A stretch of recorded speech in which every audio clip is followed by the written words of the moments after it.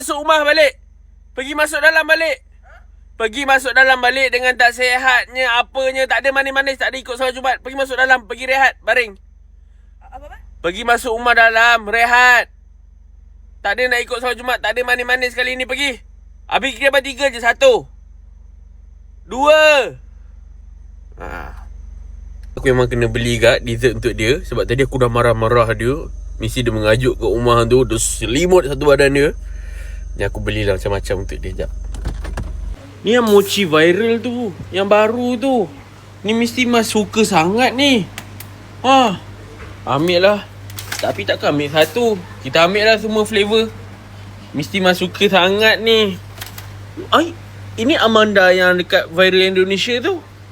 Weh, ni coklat. Ni mesti Mas suka ni. Amanda ni, kek Amanda ni. Ui, ambil jugalah. Bang. Flavor mentai ni, flavor paling best seller. Abang kena try. Apa? Mentai ni? Mentai ni, best seller. Tak ada, ambil 5-5. Ambil semua. Semua? Semua flavor. Assalamualaikum.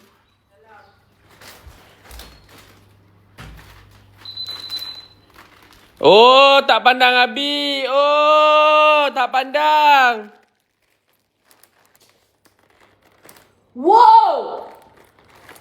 Banyak gila ya, Abi beli kat mana ni? Kat mana lagi? Kat Emalinis Bakery lah. Banyak gila mochi. Oh, ni baru? Wah. Cikoro tu ada 5 flavor tu Abi beli. Yang ni saya nak makan hari tu dah. Yang ni simpan lah. Saya nak makan mochi. Ni semua flavor kat Sengka. Ada yang ada red velvet. Yang ni dia ambil satu Cikoro ni. Ambil. Bismillah.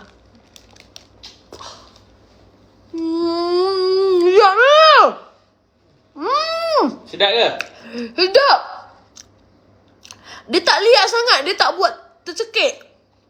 Dia tak suka Sedap kan? Oh, dia cheese. Dapat 2. Selalu bukan dapat 1 juga. Dapat crunch juga. Ni rasa cheese dah. Habis kan? Abi beli semua tu 6-6 tu sayang.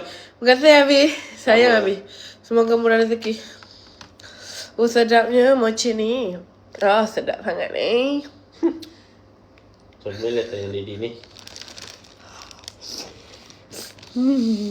Sedap.